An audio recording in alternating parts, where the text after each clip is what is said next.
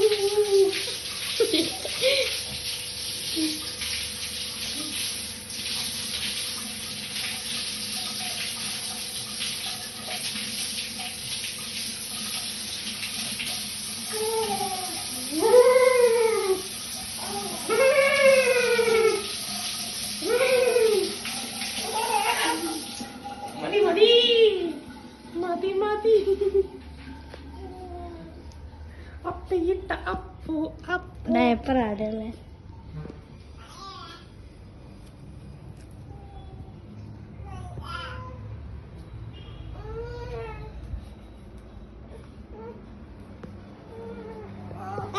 Mister Pereira, അത് കണ്ടാ എന്നെ കൊണ്ടിത് ചെയ്തിച്ചല്ലോടാ.